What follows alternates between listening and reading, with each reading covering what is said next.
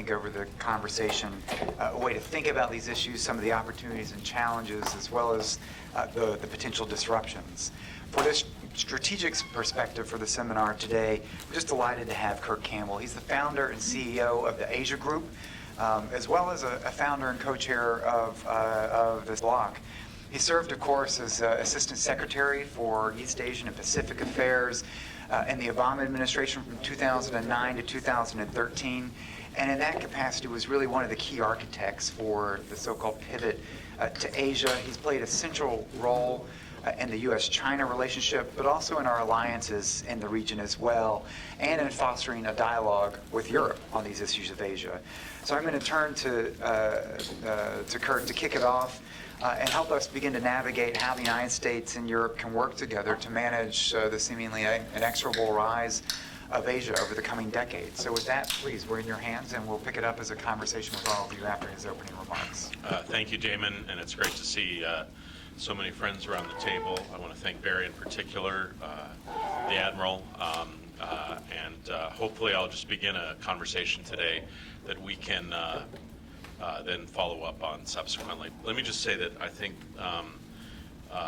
the interlocutors here at the Atlantic Council that are with us visiting from Europe, you all were in many respects the driving force for taking the initiative that would advance a dialogue between the United States and Europe over Asia going forward. Now, clearly the efforts to date are incomplete, and we're at the very early stages of the process. But I would say beneath the surface, the process has begun substantially. So let me give you just a sense from my perspective about the overall engagement, how it's taken place to date, and how it can be effective and more successful going forward. So just in terms of policy making inside the U.S. government in the United States, 99 times out of 100, if you come up with what you think is a big idea and you roll it out, it disappears immediately. And you try to point to it and say, look, this is an important idea.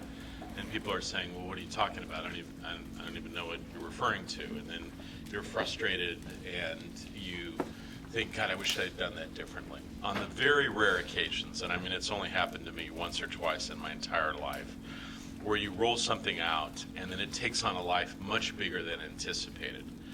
And you're dealing not only with what you hope was a big idea or a big set of sort of a mission statement, but then you deal inevitably and invariably with the unintended consequences of that overall approach. So about halfway through the beginning of the Obama administration, a small team of us at the State Department worked with Secretary Clinton on a series of speeches and then an article which the editors of the journal decided to take from our embedded paragraph the word "the pivot" and described it as this basically repositioning of American strategy, more focus on the Asia-Pacific region going forward.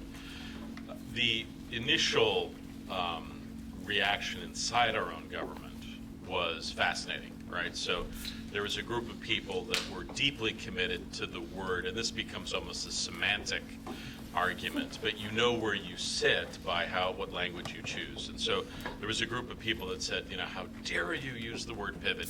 A better word is rebalance. So the idea of rebalance is subtle reapportionment of time and attention. I think we originally had chosen the pivot, the idea almost of a basketball player that could move back and forth. But I think the visual image that came to people's minds was not this sort of nuanced ability to kind of geographically transition back and forth during periods of particular interest, but rather some sort of a turning of your back and moving away from particularly Europe and the Middle East. And so I have to say, quite honestly, if you have to lay blame on the rollout and the initial conceptualization, this is where it stops. So I would say if I could go back and do it again, I would have tried to do a lot more to articulate that what this was really about more than anything else was a recognition that we are involved in incredibly consequential, difficult challenges in the Middle East and South Asia. But somehow, over time, we had to find the capacity to invest more time and attention in what is going to be the defining issues of the 21st century in the Asia-Pacific region. And that as a nation, it is hard to imagine a set of circumstances in which a country is as poorly prepared, both in terms of the focus in the U.S. government, time and attention, money, resources, everything, for these coming realities as the United States is now focused with respect to the United States. And so this was meant to be kind of a clarion call of a recognition that over time we had to shift more of our capacity to the Asia-Pacific region. In truth, the fundamental belief that was embedded in the article but was completely lost, if you look at the United States over the course of the last 50 years, and in fact long before that, everything the United States has ever done of consequence we've done with Europe, everything. And that as we conceptualized this process of thinking about our destiny, that we wanted to do this more in consultation with European friends and partners, not only individual nations, but the EU as a whole. And so over the course of almost 5 years, I spent an enormous amount of time meeting with European ambassadors. In fact, I got in enormous trouble because I met with more European ambassadors than the assistant secretary responsible for Europe. In fact, I got a call saying, you're not supposed to meet with ambassadors that much. I'm saying, why not? I think that's what we're supposed to do, is meet with the ambassadors. No, if you meet with them, you spoil them, they feel bad, they start to feel like they have a role, you've got to treat them badly. And so I found it to be incredibly valuable, the sit down and the interaction with a handful of ambassadors here in Washington that I think helped drive the agenda both in Europe and the United States. I would say it felt a little bit like one of these campaigns where we were not well armed, but we had a strong idea. And we would often find ourselves trying to prepare for high-level meetings. So for instance, we negotiated over a very painful year a joint statement between the United States and the EU about a statement of purposes and objectives that the United States and Asia would work together on. The United States and Europe would work together on in Asia.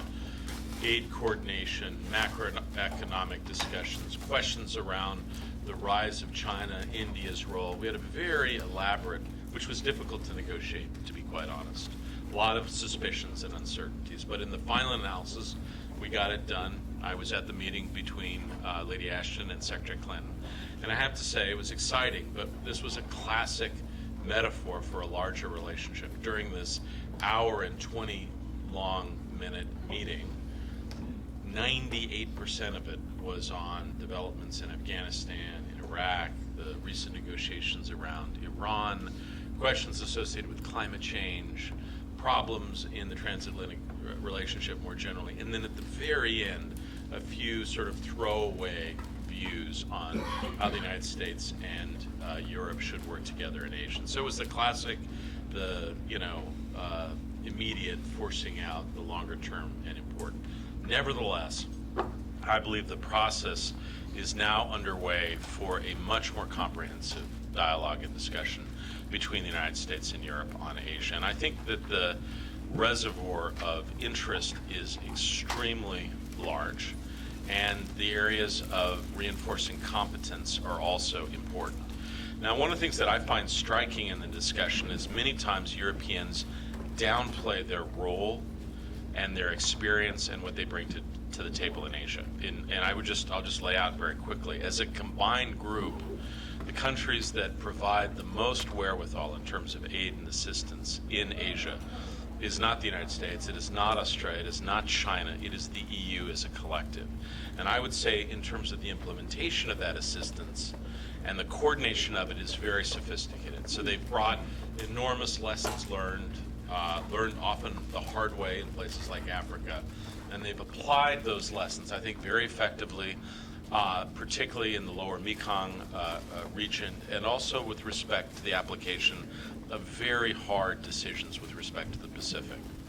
I also think it is the case that behind the scenes, the true secret of what transpired at the outset in terms of engagement with Myanmar, or Burma, as it's sometimes called in the United States, was the very close coordination between the United States and Europe about sanctions lifting. At every step of the way, we had very detailed discussions about if the junta at that time and then subsequently the government took particular steps with respect to letting Aung San Suu Kyi out of prison or her home arrest, or allowed for a certain kind of dialogue with some of the political armed groups along the border areas, then certain sanction steps would be taken. And that coordination was remarkable going forward. And I also believe that if you look at what the next step of U.S.-Asian relations will be at the core, it is about building institutions in Asia. And how durable and strong those institutions are will tell us a lot about the future trajectory of Asia as a whole. My own personal experience is that there are few countries better able to apply lessons learned from recent experience as Europeans. And so the experience of what has transpired, both initial organizations that basically traversed the Cold War, more recent experiences in the EU more generally, bring a lot to bear with respect to what Asia is all about. I'll give you one particular example. What really is going to happen in Asia in terms of the next steps is not what new members are added or what is the particular agenda associated with either the East Asia Summit or the ASEAN Regional Forum. What's really going to determine the way forward is the establishment of secretariats. Now, I know that sounds hopelessly bureaucratic, but in fact, it is the establishment of these year-round functioning bureaucracies that bring together players from around the region is when you first start to see momentum associated with the establishment of multilateral institutions. No other experience brings that to light as clearly as what transpired in Europe in the 1980s and the 1990s. So I think there's an enormous amount that Europe brings to the table there. It is not as well understood by most Europeans, most Asians. Most Asians believe on some level that the European experience is wholly alien to Asia, and in fact that somehow that these experiences are in no way transferable. I think that is fundamentally incorrect, and I think the ability, particularly of France and Germany, to overcome not just decades but centuries of anxiety and distrust has many applicable determinations and applications in Asia going forward. In fact, I think the ability to deal with some of these local nationalist issues in Asia can be informed substantially about what's transpired in Europe as a whole. It is also the case that more coordination between the United States and Europe is going to be necessary if we are to deal with problems that are basically besetting all of our industries. Now, it was the case just a year ago. I remember having some discussions with some very senior officials, and I will say this, with Mercedes-Benz, and they were like, look, we don't want to get involved in all your troubles in China because we're doing fine. We've got a great joint venture. It's been up and running 27 years. We've never had a problem.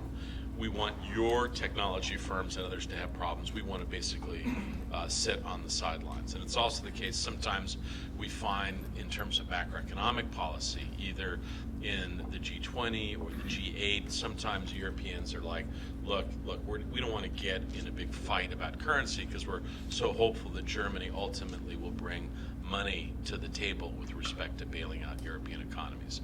Don't hold your breath on that in particular, but I would simply say that at a general level, more coordination between the United States and Europe on common challenges associated with cybersecurity, the status of the rule of law, questions associated with dispute resolution. These are all issues that require more dialogue between the United States and Europe going forward. And I think can be extraordinarily valuable in finding common approaches more generally.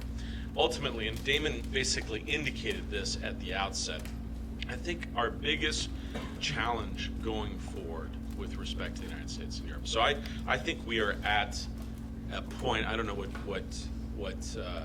metaphor you use, but I think we're very close to escape velocity. I believe that with one or two new leaders in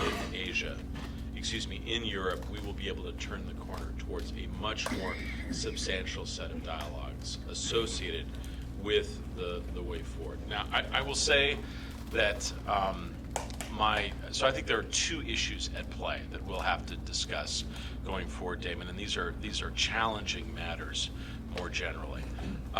There is a substantial gap between the approach of the EU, particularly on democracy and human rights, and individual states, and that gap can be quite confusing, not only to countries in the region, but institutions as a whole. And how that plays out over time is going to be critical. But I think the real challenge is what I would call a philosophical one. And it is a challenge that, frankly, we struggle with here in the United States more directly. So let me give you an example.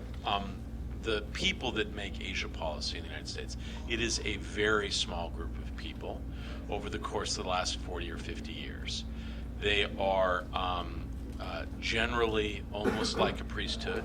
They are not divided by Republican and Democrat. In fact, the divisions generally fall around much more subtle issues that are not widely discussed publicly, and in fact are carefully kept in sort of smaller circles. What am I referring to? So basically, until quite recently, there were basically two schools of thought.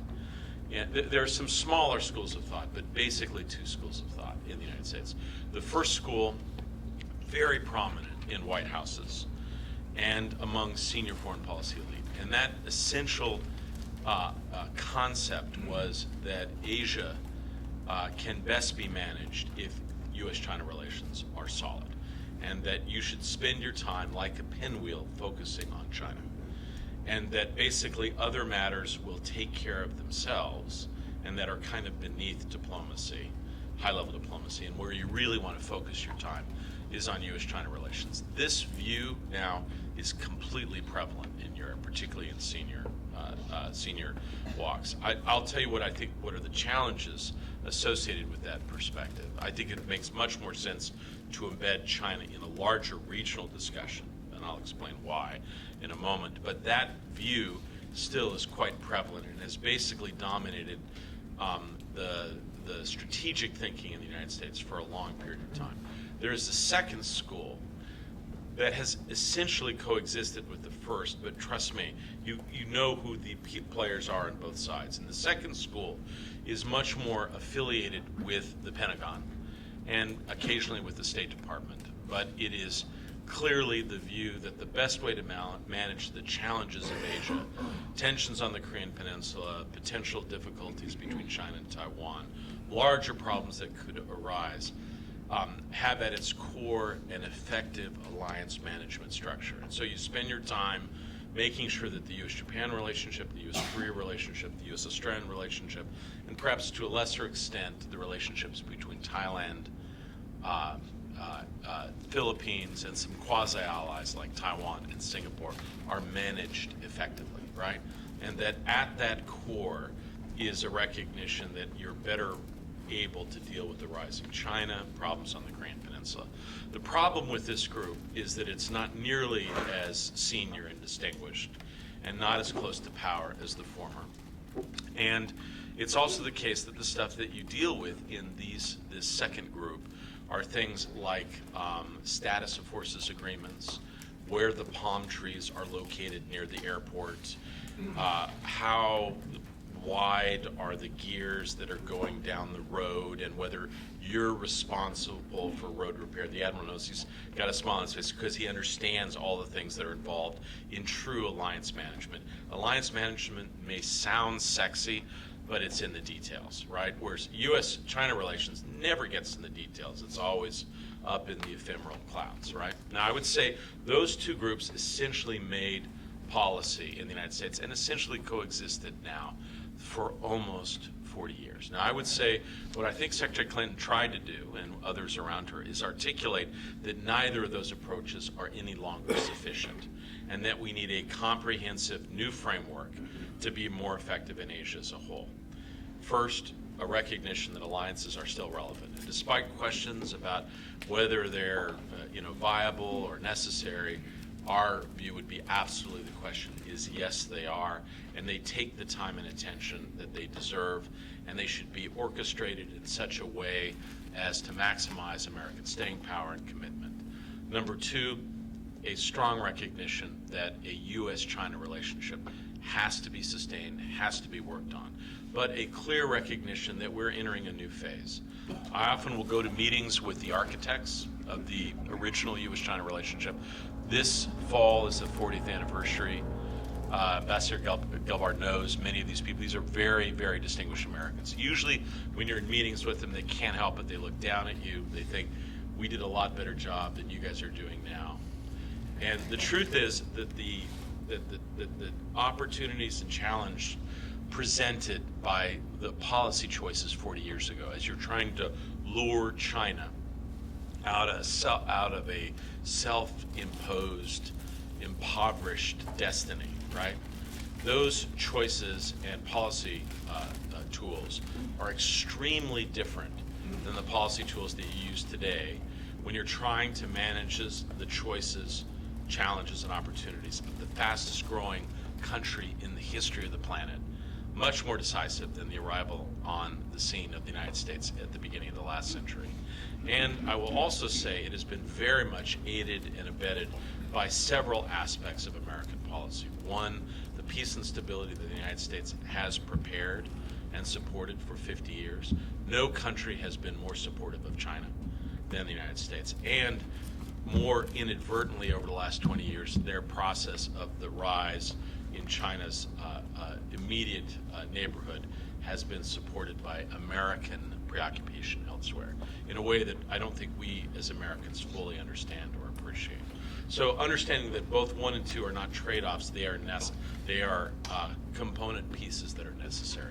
Third, a stronger recognition that too much of our policy has been based in Northeast Asia. We need a much stronger engagement in Southeast Asia. This would be my current critique. We need to sustain a process of high-level engagement with ASEAN as a group, but also individual states in it. If you made a list of the countries that were most important in the United States that we didn't even recognize were important, Indonesia would be number 1. Also Vietnam, the arrival on the international stage of Myanmar, Burma, extremely important. So Southeast Asia has to play a larger role in our regional diplomacy going forward. Fourth, the role of institutions. Building those stronger institutions and interlocking them with shared missions and destinies, incredibly important. Fifth, the recognition that an economic component is absolutely essential, and that the United States really has to have the confidence to compete commercially, and the Trans-Pacific Partnership is going to be the litmus test for the United States, whether we like it or not. If we do everything wrong in Asia, offend people, cancel meetings, and get TPP in the next 2 years, we get a B minus. If we do everything right, every meeting, every celebration, every dance festival, and don't get TPP, we can't get a passing grade. That's how important it is for us going forward. But it doesn't end there. We have to have other follow-on initiatives, much more ambitious strategy for engagement with China economically, bilateral investment treaty and the like. And then last 2 issues, a much more diversified military strategy in which an essential component of this is civilian leadership. Too much of what's transpired in Asia is determined by narrow service interests, and there is not an overarching framework for how we need to focus. And the biggest challenge for the United States going forward is the shifting of resources. If you ask yourself, what is the worst possible preparation for the next 50 years in Asia? Well, that would be 55 years of Cold War, black and white, completely unsubtle engagement with the Soviet Union, followed by 15 years of ground war in the Middle East, right? It is the exact wrong kind of preparation for the kind of nuance and subtlety that will be required in the United States. Those are words that you sometimes do not see associated with American character or approach, but they will be necessary. But as part of that is a massive shift of resources from the Army, from some of our special forces, much more towards our power projection capabilities, our Navy and our Air Force. With respect, I will tell you, one of the real experiences of the last several years is the Army has really found its voice, and some of the other services have lost theirs. There is not, and so there is bare-knuckled bureaucratic infighting underway right now. I can't tell you how many invites I get on a weekly basis to come to a conference that the Army talks about their upcoming role in the Pacific, right? And they don't like to hear that their biggest role is to do less, while other services do more, but that's something that they're somehow not as interested in, right? So this is the Navy's time. This should be the renaissance of the Navy and the Air Force and the Marines, and figuring out how to seed that in such a way that creative ideas and concepts, more dispersion of our capabilities, but also more partnerships with other nations is going to be extremely important. Linking concepts between the Indian and Pacific Oceans and with European friends, very important. And then the last 2 points I would say, and one is really bringing in new partners, working with Asia. By far and away the most important is Europe. And that needs to have more attention at a fundamental level. And it cannot be left to the assistant secretaries, right? Cannot be left as something on the side. It has to be at the central parameters of national power in each of our countries, a recognition that this is our destiny, and this has to require more focus. And I will tell you, the only countries to beat the United States to the idea of the pivot, even though it was so offensive at the time, was Europe itself. If you look at every aspect of diplomacy and commercial interaction, Europe was ahead of the United States over the last 10 years, particularly in some key capitals. Last, this is a region that understands and knows power, right? I sometimes worry that sometimes friends in Europe believe that if you're really nice and you get really low to the ground, that's the best way to get the outcomes that you want in certain capitals in Asia. That is not accurate, in fact. That in fact invites misunderstandings and problems. And the essential feature of American diplomacy going forward, frankly, is going to be American strength. And there are more questions about the United States staying power and capacity right now than I've seen probably since any period since the Vietnam War. But I will tell you that almost every 5 or 10 years there are questions about American decline and concerns about our capacity and whether we've got the wherewithal to get it done. I will tell you, during that 50-year period, read Joffe's book, one of the interesting things is those who bet against the United States have lost a shitload of money. And all I would say is we have the capacity in terms of our ingenuity, our capacity to surprise people, and we will be a dominant power in Asia for decades to come. We will be more effective if we can work with European friends going forward. I could not be more enthusiastic about this dialogue. I do not believe this is an area that is absolutely central to our going forward promise of prosperity, rebuilding middle classes, and good jobs and sustaining exports. It is absolutely essential as we go forward. And I'll tell you, anything I can do to help the dialogue, I'll do it. Thank you, Damon. Thank you very much. That was just a terrific and powerful tour of force of the region, and a real strategic way to think about these issues. I want to pull out a few questions to deepen our conversation, and then welcome the guests around the table. We're going to have a lot of feedback. I want to hear a lot of European reactions to what you said, as well as from the region, Asia Pacific itself. But let me ask a couple of things first. You said one of the key factors here, both strength and power, but also this institution building. Bring those together in the context of how you think about alliances and alliance structure. We have some Europeans around this table that are very much part of an alliance structure in Europe, a multilateralized sense of U.S. power and alliance engagement in Europe.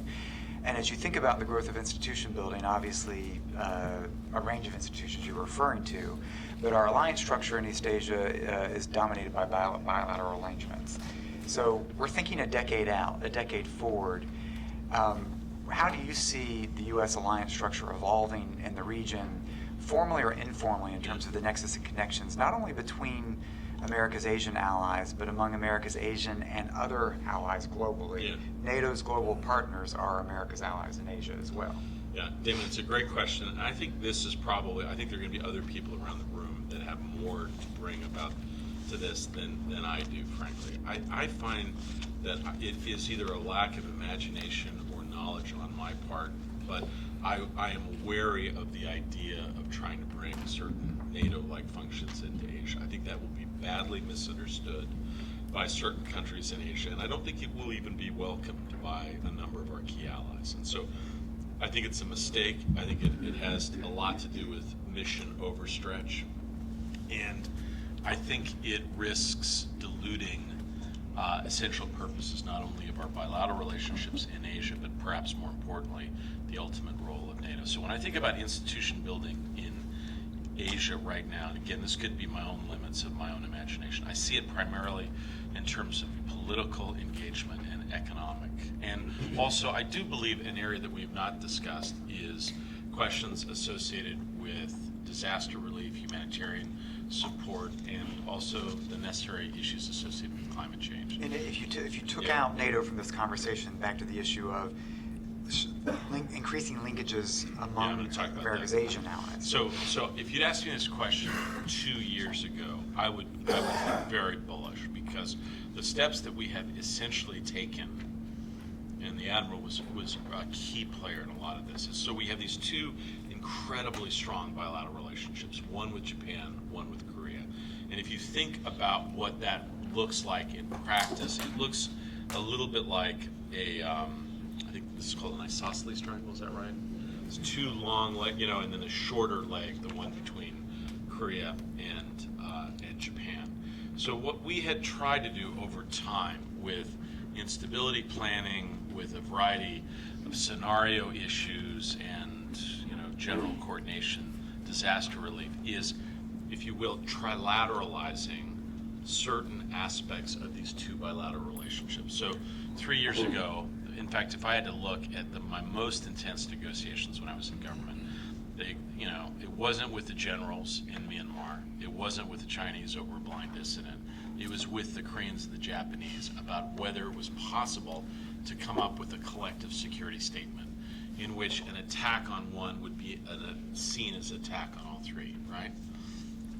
Actually, in one meeting, I didn't think this was possible, made representatives in both Japan and Korea cry at a meeting, which, I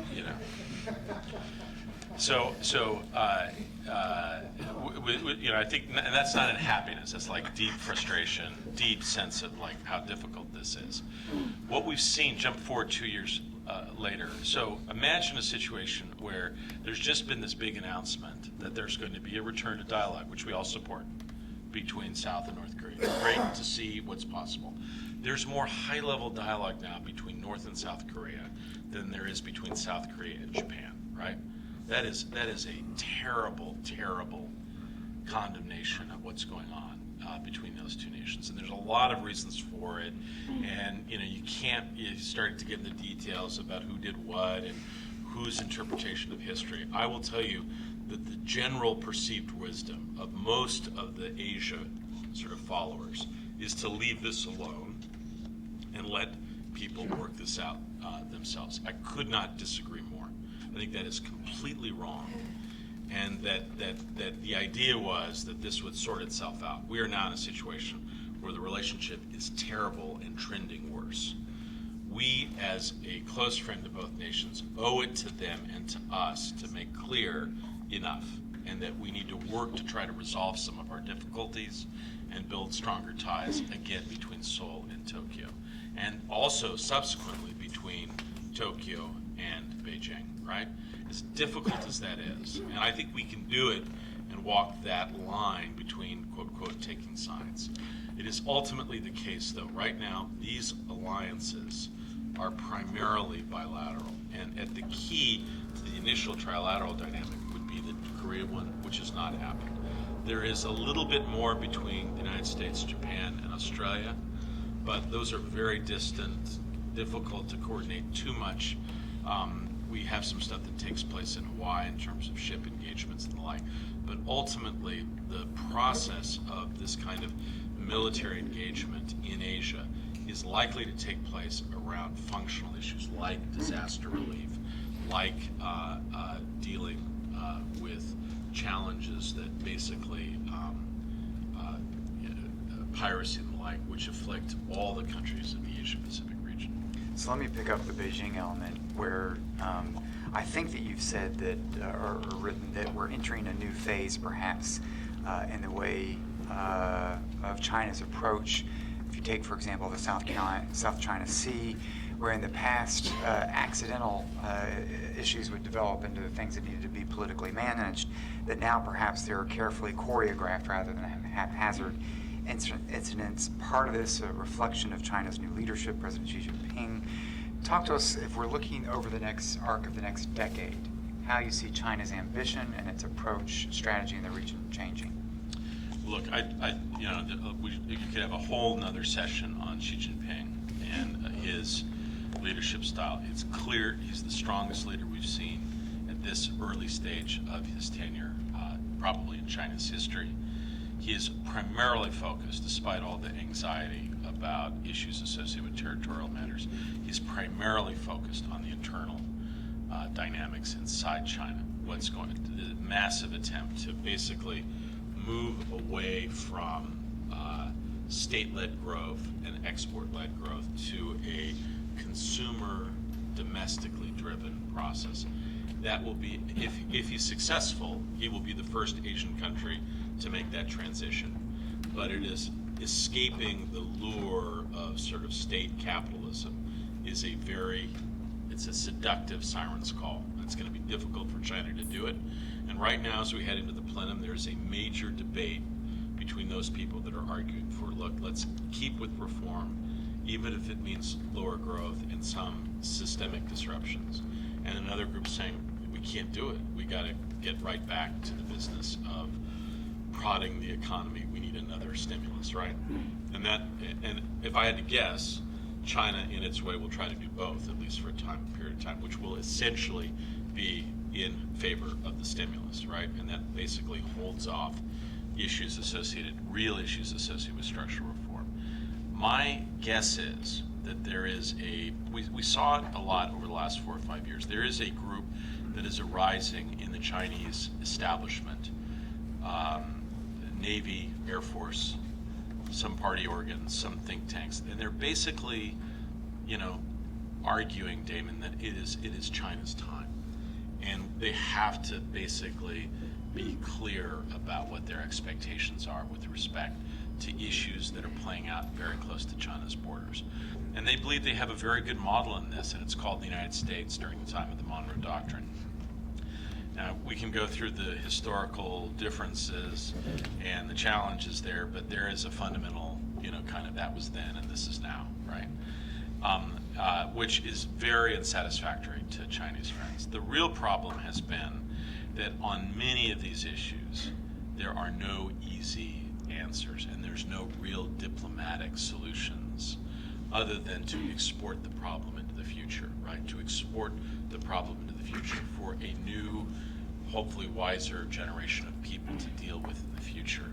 China had generally been satisfied with that approach until quite recently. And so the essential Chinese approach has been on many of these issues something like this, Damon.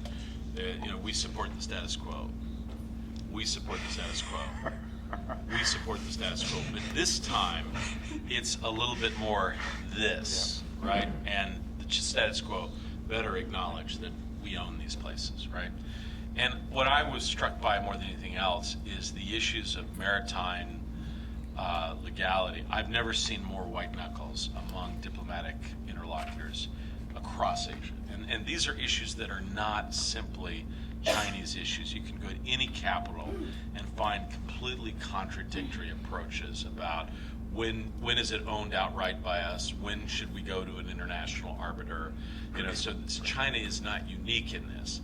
China's attempts to use force or to coercive means is perhaps more unique, but still the position is not sort of the toughening, hardening of national position is not unique with respect to China. My guess is that these trends are going to increase over time, and that what China is basically saying is that there is an area around China that is essentially going to be a sphere of their influence, and they're in the process of trying to negotiate what the parameters of that